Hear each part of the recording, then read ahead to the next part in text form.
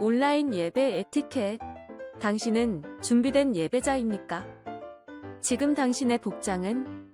집에서 입던 옷 그대로 교회 갈 때처럼 깔끔하게 지금 당신의 자세는? 침대에 누워서 편안하게 책상에 앉아서 준비된 자세로 찬양을 부를 때 당신의 자세는? 누가 들을라 침묵을 지켜요. 마음을 다해 소리내어 찬양해요. 기도할 때 당신의 자세는? 누가 보지도 않는데 다른 짓 좀 하면 어때? 마음과 정성을 다하여 진심으로 당신의 예배 자세는 어떤 모습인가요? 준비된 몸과 마음으로 하나님께 영광 돌리는 거룩한 예배 시간 되시기 바랍니다.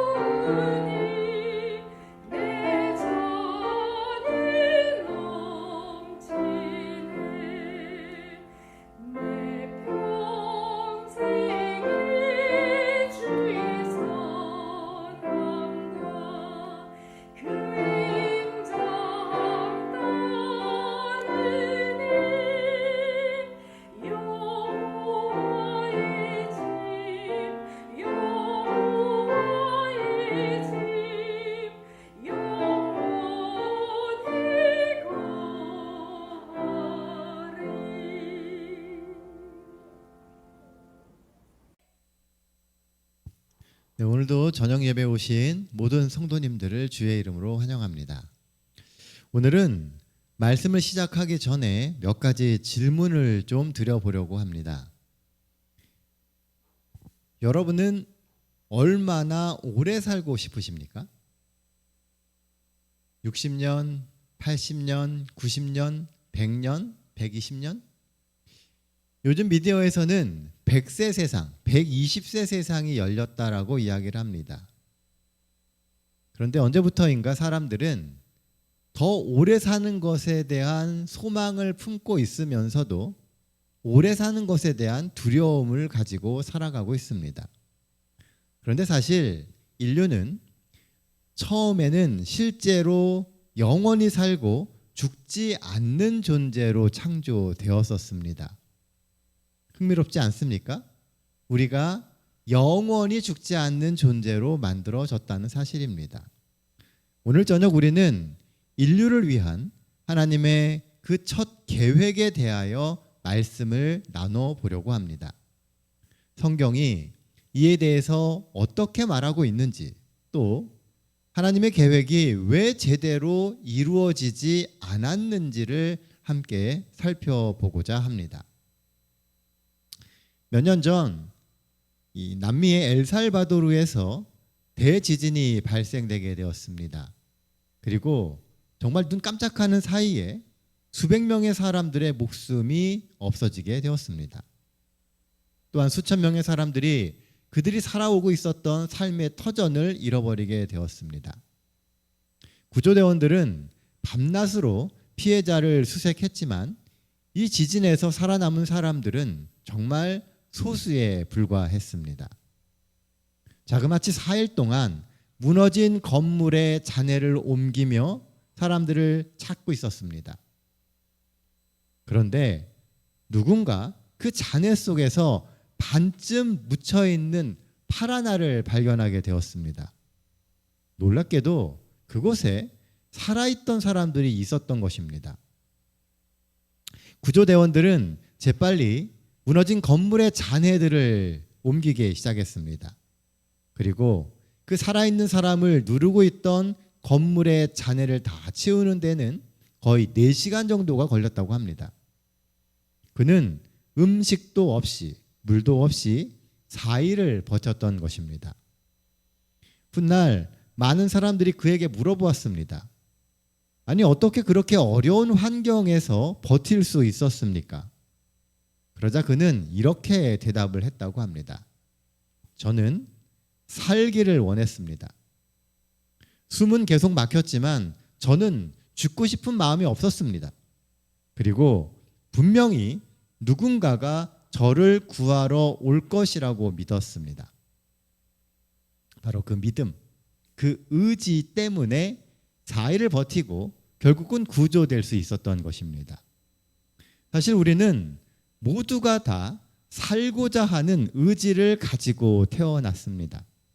그러나 그런 노력에도 불구하고 성경은 이렇게 이야기를 하죠. 죄의 삭은 사망이요. 죄는 그저 단순하게 위험하고 아픈 것이 아니고요. 죄는 죽음을 가져온다는 것입니다. 죄는 왜 이렇게 치명적일까요? 왜냐하면 죄는 우리를 모든 생명의 근원이신 하나님으로부터 분리시키기 때문입니다. 오직 너희 죄악이 너희와 너희 하나님 사이를 갈라놓았고, 하나님은 모든 생명의 근원이시고 하나님은 모든 생명의 시여자이십니다. 그런데 죄 때문에 인간들은 그 생명을 주시는 하나님께로부터 멀어지게 되었다는 것입니다. 아담과 하와는 죄를 지었고 그때부터 모든 인류는 죄 때문에 하나님께로부터 멀어지고 결국 죽어야만 하게 되었습니다. 죽음은 죄의 결과인 것입니다. 로마서 3장 23절은 이렇게 기록합니다. 모든 사람이 죄를 범하였음에 하나님의 영광에 이르지 못하더니, 사람들은 죄를 지었기 때문에 영광스러운 그 하나님께 이르를 수가 없게 되었다는 것입니다. 우리의 조상 아담과 하와는 하나님을 거역하고 하나님과 단절되어 살아가는 삶을 선택했습니다. 아담은 죄를 지었기 때문에 죽은 것입니다. 그리고 그의 후손인 우리와 같은 모든 사람들도 그렇게 되게 될 것입니다. 그런데요, 성경에 보면 우리에게는 그 죄 문제를 해결할 수 있는 해결책이 있다고 기록하고 있다는 겁니다. 좋은 소식과 나쁜 소식이 있습니다. 먼저 나쁜 소식은 누군가가 우리를 구하러 오지 않는 한 우리는 영원히 이 죽음의 문제를 해결할 수 없다는 겁니다. 그러나 좋은 소식은 누군가가 우리를 구하기 위해 우리의 죄의 문제에 개입했다는 겁니다. 성경은 이 두 가지를 동시에 이야기하고 있습니다. 예수님의 사랑하는 제자 요한은 이렇게 말합니다. 하나님이 세상을 이처럼 사랑하사 독생자를 주셨으니 이는 그를 믿는 자마다 멸망하지 않고 영생을 얻게 하려 하심이라. 하나님이 뭐 하셨다고요? 사랑하셔서 독생자를 주셨으니 믿는 모든 사람들은 멸망하지 않고 영생을 얻게 하려고 하신다는 것입니다. 감사하게도 성경은 우리의 잃어버린 바 상태에 대해 말해줄 뿐만이 아니라 우리를 구하실 사랑의 구세주 예수 그리스도에 대하여 설명하고 있습니다. 성경에 나타난 하나님은 다른 세계 종교의 어떤 신과는 다릅니다. 모든 신들은 그들의 백성들에게 벌을 내리며 자기를 숭배할 것을 요구합니다. 하지만 성경에 나타난 우리의 하나님은 우리를 위하여 자신의 생명을 먼저 내어주시는 분입니다. 하나님께서 우리에게 예수님을 주셨다라고 하는 것은 이미 우리에게 구원을 주시는 것이고 천국의 모든 것을 우리에게 주셨다라고 하는 것을 의미합니다. 사실 우리는 그것을 받을 자격이 없습니다. 그럼에도 사랑의 하나님은 우리를 구원하기 위해서 자신의 생명을 우리의 구원의 대가로 이미 치르셨습니다. 성경은 이렇게 이야기합니다. 너희는 그 은혜에 의하여 믿음으로 말미암아 구원을 받았으니 이것은 너희에게서 난 것이 아니요 하나님의 선물이라. 구원은, 믿음은 우리에게서 난 것이 아니고 하나님이 주신 선물이라고 이야기합니다. 우리에게는 그럴 만한 능력이나 자격이 없지만 하나님은 우리에게 구원을 선물로 주셨다는 겁니다. 또 성경은 이렇게 이야기합니다. 오직 주께서는 너희를 대하여 오래 참으사 아무도 멸망하지 아니하고 다 회개하기에 이르기를 원하시느니라. 이것이 진짜 하나님의 마음입니다. 이 세상에 그 어떤 부모도 자신의 자식이 죄를 지었다고 끔찍하게 고통을 주고 죽이는 사람은 없습니다. 하물며 사랑의 하나님이 그 사랑하시는 인간들을 죽음과 고통 속에 두시고 또 그 죽음과 고통을 원하실 리가 만무합니다. 우리 하나님은 사랑의 하나님이세요. 그래서 어떻게 해서든지 우리가 그 고통과 죽음의 속박으로부터 벗어날 수 있기를 원하신다는 겁니다. 로마서 5장 19절입니다. 한 사람이 순종하지 아니함으로 많은 사람이 죄인 된 것 같이 한 사람이 순종하심으로 많은 사람이 의인이 되리라. 성경의 죄의 시작은 한 사람, 즉 아담의 불순종에서 시작되게 되었습니다. 한 사람이 불순종해서 시작되게 된 그 죄를 해결하기 위하여 또 다른 아담, 한 사람 예수 그리스도께서 그 죄를 짊어지신 것입니다. 예수님이 세상 죄를 지고 가는 하나님의 어린 양이 되셨습니다. 하나님께서 여러분과 저의 죄를 포함하여 이 세상의 모든 죄를 지셨을 때 그분께서는 죄가 가져오는 하나님과의 끔찍한 분리를 직접 느끼시고 경험하셨습니다. 그럼에도 기꺼이 우리를 위해, 우리의 죄를 위해 죽으셨습니다. 왜냐하면 하나님은 우리를 사랑하시기 때문입니다. 성난 군중들은 십자가를 지시는 예수님을 이렇게 조롱했습니다. 그가 남은 구원하였으되 자기는 구원할 수 없도다. 맞습니다. 예수님은 자기 자신을 구원하실 수가 없었습니다. 그분은 인류가 어긴 그 법의 대가를 치르고 계셨고 잃어버린 인류를 구속하셨으며 죄의 삭을 치르셨습니다. 그분은 우리가 마땅히 받아야 할 죄의 값을 대신 받으셨습니다. 그분은 우리의 죄에 대한 책임을 지시고 우리가 그분의 생명을 누릴 수 있도록 우리를 대신하여 죽음을 경험하셨습니다. 하지만 자신의 스스로를 위해서는 아무것도 하지 않으셨습니다. 못하신 게 아니라 안 하신 겁니다. 왜냐하면 우리를 구원하시려면 그분이 그 값을 기꺼이 치르셔야만 했기 때문에 그렇습니다. 예수님께서 자신을 구원하실 능력이 없었던 것이 아니고 그 능력이 있었음에도 불구하고 우리를 위하여 대신 죽으심으로 죄값을 치르기로 결정하셨다는 것입니다. 그러나 예수님의 희생 외에도 오늘 우리가 해야 할 일이 있습니다. 이 이야기는 우리가 뭔가 우리의 구원에 더할 수 있다라고 하는 의미가 아닙니다. 이 의미는 예수님의 그 희생을, 그 구원의 놀라운 선물을 받아들여야 한다는 것입니다. 너희는 그 은혜에 의하여 믿음으로 말미암아 구원을 받았으니, 구원이 주어져 있는데 우리가 그것을 믿어야 그 구원이 내게 될 수 있다는 겁니다. 그게 선물의 원리죠. 우리 눈앞에 어떤 선물이 와 있다 할지라도 그걸 내가 가져가지 않으면 그 구원, 그 선물은 내 것이 될 수가 없습니다. 마찬가지로 은혜에 의하여 우리에게 주어진 그 구원을 우리는 믿음으로 받아들여야 한다는 겁니다. 믿음은 구원을 위하여 필수적인 것입니다. 신학시대의 빌립보 간수가 바울에게 이런 질문을 합니다. 어떻게 하여야 구원을 얻으리이까? 그러자 바울은 이렇게 대답했습니다.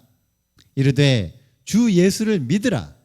그리하면 너와 내 집이 구원을 받으리라 하고. 여기서 말하는 믿음은 단지 예수님이 역사적으로 존재했던 인물이라고 믿는 그런 믿음을 의미하는 게 아닙니다. 너는 마음을 다하여 여호와를 신뢰하고 내 명철을 의지하지 말라. 너는 범사에 그를 인정하라. 그리하면 내 길을 지도하시리라. 예수를 믿는다라고 하는 것은 우리의 마음과 생각과 길을 그분께 전적으로 맡기고 의뢰하는 것을 의미합니다. 또한 여기서 말하는 믿음은 우리가 우리의 죄를 해결할 수 없기에 이 죄의 문제를 해결하신 예수 그리스도가 계시고 그분이 나를 위하여 죽으셨다라고 하는 것을 믿으라고 하는 의미입니다.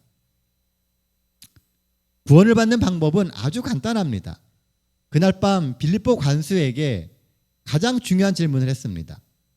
내가 어떻게 하여야 구원을 받으리이까? 성경은 이에 대한 답을 4가지로 이야기를 하고 있습니다. 첫 번째, 구원은 하나님이 값없이 주시는 선물이에요. 내가 어떻게 하여야, 어떤 대가를 치러야 구원을 얻을 수 있느냐라고 하는 질문이 틀렸다는 겁니다.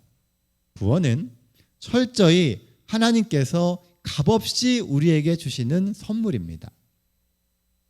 너희는 그 은혜로 인하여 믿음으로 말미암아 구원을 받았으니 이것은 너희에게서 난 것이 아니요 하나님의 선물이라. 행위에서 난 것이 아니니 이는 누구든지 자랑하지 못하게 함이라. 두 번째는 이렇게 이야기합니다. 왜냐하면 우리 모두는 죄를 지었기 때문입니다.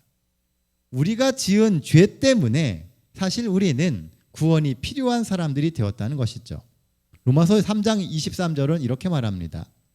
모든 사람이 죄를 범하였음에 하나님의 영광에 이르지 못하더니. 하나님의 영광에 이르지 못했다라고 하는 것은 하나님으로부터 멀리 떨어져 있음을 의미하는 것입니다. 하나님으로부터 너무 멀리 떨어진 우리는 구원 혹은 영생을 받을 자격을 잃어버린 겁니다. 우리가 아직 죄인이기 때문에 사랑의 하나님께서는 우리에게 구원을 거저 주시는 겁니다. 우리가 뭘 해서 구원을 얻는 것이 아니고 우리에게 이미 구원을 열어주신 것이라는 거죠. 우리는 구원을 살 수 없습니다. 또한 구원을 받을 자격 또한 없는 사람들입니다. 우리는 아무것도 할 수 없어요.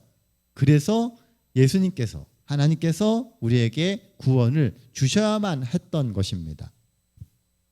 세 번째는 죄의 삭은 사망이다라고 하는 겁니다. 죄의 값은 사망이에요. 성경은 다음과 같이 이야기합니다. 죄의 삭은 사망이요. 죄는 죽음을 가져옵니다. 우리가 마땅히 받아야 할 것이 있다면 그것은 어쩌면 죄 때문에 우리에게 있게 되는 영원한 죽음일지도 모르겠습니다. 우리는 태어날 때부터 죄인이기 때문에 결국 죽게 될 것입니다. 그러나 감사하게도 하나님께서는 이 문제에 대한 해결책을 준비하시고 갖고 계십니다. 그게 바로 네 번째입니다. 죄에 대한 문제 해결책을 하나님께서 갖고 계신다는 거예요. 우리가 처해 있는 환경이나 상황은 아주 절망적이지만 이 모든 상황과 이 일들을 해결하실 수 있는 해결책을 하나님이 갖고 계시다는 겁니다. 그 해결책이 바로 예수 그리스도의 죽음입니다. 우리가 아직 죄인 되었을 때에 그리스도께서 우리를 위하여 죽으심으로 하나님께서 우리에 대한 자기의 사랑을 확증하셨느니라. 우리 하나님께서는 우리가 죄에서 해방되었을 때 혹은 우리가 더 회개하였을 때 우리를 위하여 죽으신 게 아닙니다. 성경은 분명하게 이야기합니다.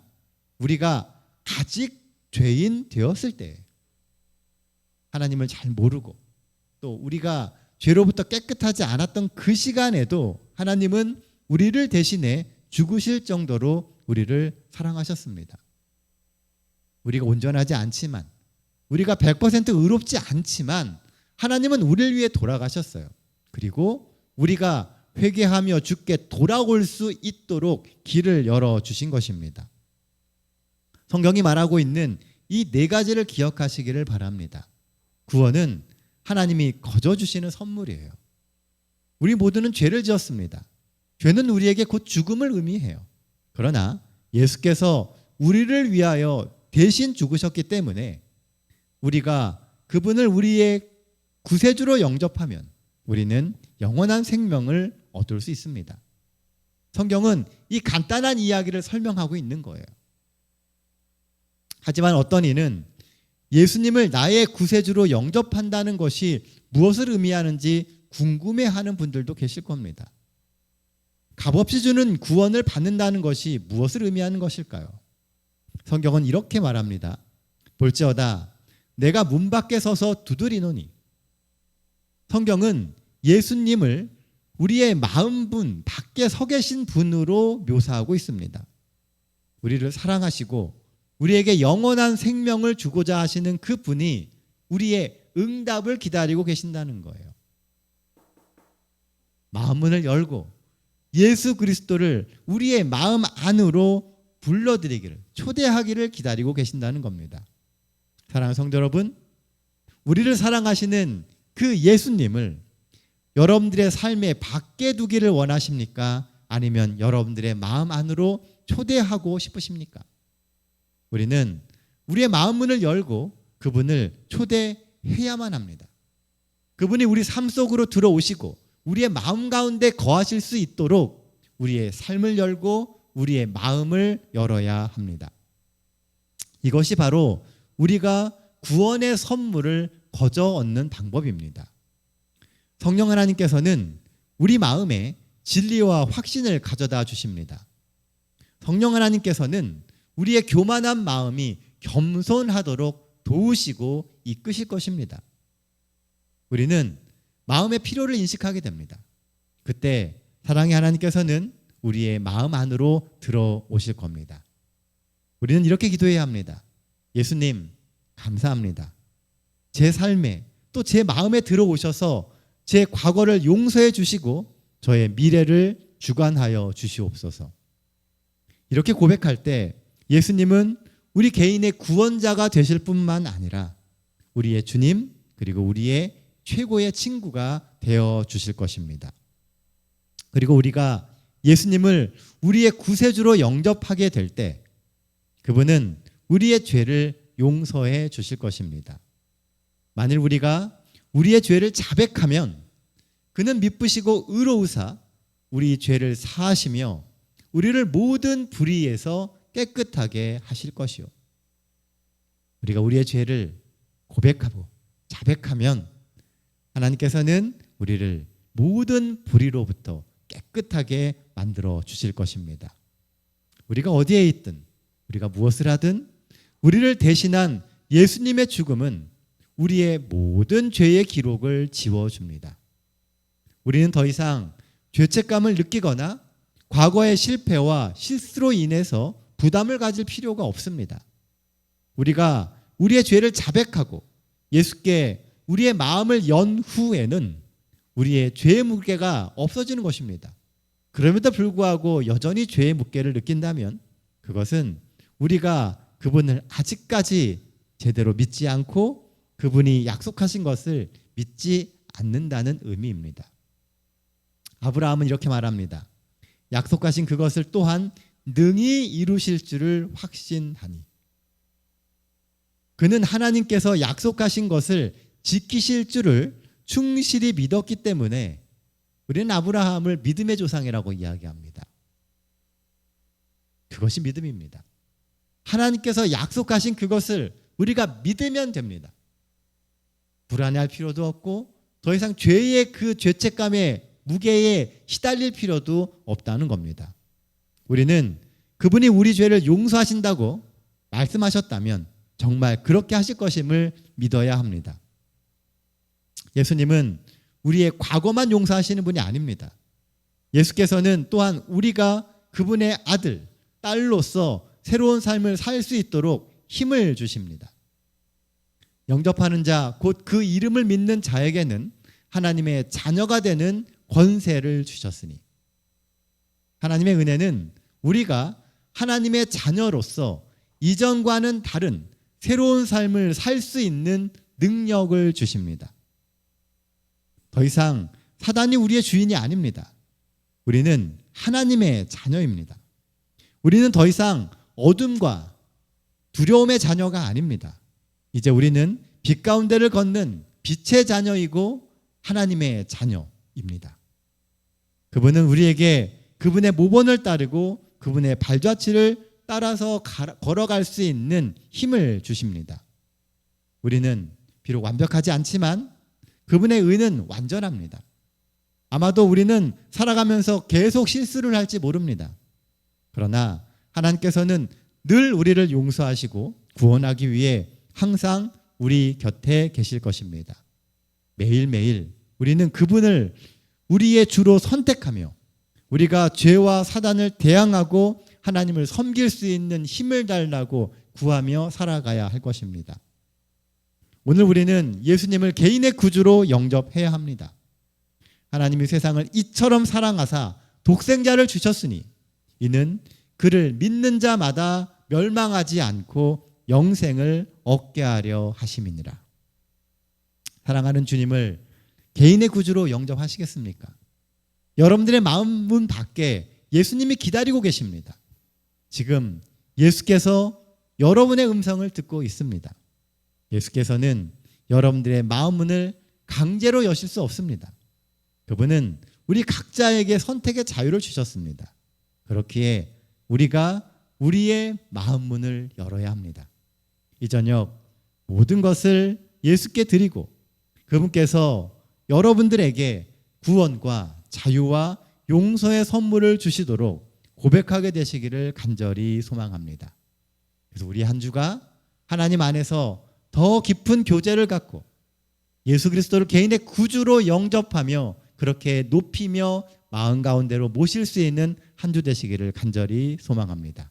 기도하겠습니다. 은혜로우신 아버지 하나님, 늘 저희들의 삶에 가까이 오셔서 말씀해 주시고 우리가 주님 안에서 그리스도인의 삶을 살아갈 수 있도록 이끄시고 용기를 주심을 인하여 감사드립니다. 하나님, 죄 때문에 우리는 죽을 수밖에 없고 연약한 존재지만 하나님께서 우리에게 오셔서 우리에게 말씀해 주시고 우리 삶을 이끌어 주셔서 이 죄의 구렁텅이로부터 빠져나올 수 있는 길을 열어주심을 인하여 감사드립니다. 이제 우리가 예수님을 개인의 구주로 영접하길 원합니다.